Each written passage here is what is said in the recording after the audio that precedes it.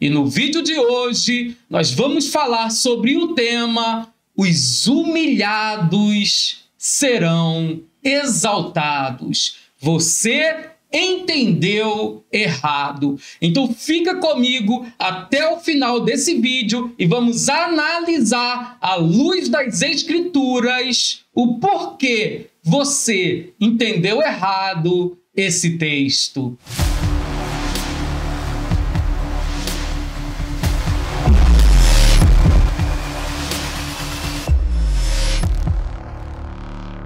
Você está no Aleph Tav, o canal daqueles que amam a palavra de Deus. Eu sou o Marcelo e no vídeo de hoje nós vamos falar sobre o tema: os humilhados serão exaltados. Você entendeu errado.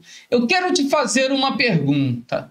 Você já ouviu alguém falando que os humilhados serão exaltados? Se você já ouviu essa expressão, coloque nos comentários aqui embaixo. Eu já ouvi pregações dizendo que os humilhados serão exaltados. Eu já participei de aulas dizendo que os humilhados serão exaltados. Agora eu te faço uma pergunta. Em que local das Escrituras isto está escrito? Se você conseguir encontrar esse texto nas Escrituras, coloque aqui embaixo também. Esse texto está escrito no livro tal, ou na epístola tal, na carta tal, no capítulo tal e no versículo tal. Então vamos analisar aqui de onde surgiu essa expressão que os humilhados serão exaltados, que na verdade foi uma corrupção da palavra de Deus. Pegaram a palavra de Deus, trocaram aquilo que está escrito na palavra, interpretaram da forma como achavam que deveria ser interpretado, ensinaram dessa forma, outras pessoas aprenderam dessa forma, não buscaram na palavra o verdadeiro conhecimento e esse ensino se difundiu, se propagou pelo mundo. Os humilhados serão exaltados. E esse tema sobre os humilhados serão exaltados é um tema que gera vingança. Exatamente, é um tema que gera vingança. Os humilhados serão exaltados. Olha, quem te viu passar na prova e não te ajudou, depois quando vê você lá em cima, vai se arrepender. Existem pessoas usando a palavra de Deus como uma arma de vingança. Mas a Bíblia, a palavra do Eterno, não é uma arma de vingança, mas é uma arma de amor. Então vamos analisar aqui se de fato os humilhados serão exaltados, se é isso mesmo que a Bíblia diz, se não é isso que a Bíblia diz. Vamos então aprender um pouquinho sobre isso. Olha só, em Tiago, no capítulo 4 e no versículo 6, está escrito assim: Deus resiste aos soberbos, dá, porém, graça aos humildes. Olha só, existem pessoas que foram humilhadas, e estão esperando que Deus a exalte. E pode ser que esse dia nunca chegue. Que isso, Marcelo? Como assim? Pode ser que Deus nunca vai exaltar uma pessoa? Sim, pode ser que Deus nunca exalte uma pessoa, porque Deus não exalta os humilhados. Não é isso que a Bíblia afirma, não é isso que a Bíblia diz. E aqui nós vimos então nesse texto de Tiago 4,6 que Deus ele resiste aos soberbos, dá porém graça aos humildes. Por isso eu digo, existem pessoas que foram humilhadas e que estão aguardando a exaltação da parte de Deus para se vingar. E Deus nunca irá exaltar essa pessoa.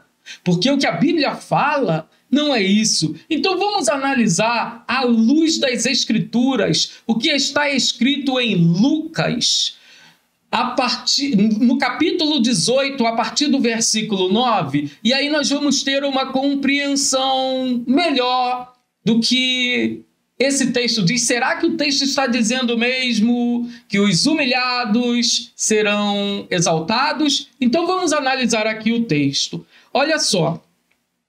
O texto em Lucas 18:9 é uma parábola e começa dizendo assim: propôs também esta parábola. Quem? Jesus propôs esta parábola a alguns que confiavam em si mesmos por se considerarem justos e desprezavam os outros. Então o texto já começa falando aqui que Jesus fala essa palavra para pessoas que tinham autoconfiança, que não depositavam a sua confiança no eterno, mas que confiavam, que depositavam a sua confiança no seu próprio braço. E o texto continua dizendo assim: 2 homens subiram ao templo com o propósito de orar. Os 2 homens subiram ao templo com o mesmo propósito, o propósito de orar. A questão é: orar para quem? Será que Deus ouve todas as orações? Será que todas as orações são destinadas para o eterno? Então vamos analisar um pouquinho mais esse texto. Um que subiu para orar era um fariseu e o outro que subiu para orar era um publicano. E o texto continua: o fariseu, posto em pé, olha só, posto em pé, orava de si para si mesmo, orava de si para si mesmo. A oração do fariseu não era destinada a Deus, mas ele orava de si para si mesmo, não era para Deus. Desta forma ele orava: ó Deus, graças te dou, porque não sou como os demais homens. Ele não estava orando para glorificar a Deus, ele estava orando para se exaltar. Ó Deus, graças te dou, porque não sou como os demais homens, roubadores, injustos e adúlteros, nem ainda como este publicano. Jejuo 2 vezes por semana e dou o dízimo de tudo quanto ganho. Olha só a oração de arrogância. Jejuo 2 vezes por semana. Será que Deus já não vê isso? E dou o dízimo de tudo quanto ganho. Será que o dízimo compra a bênção?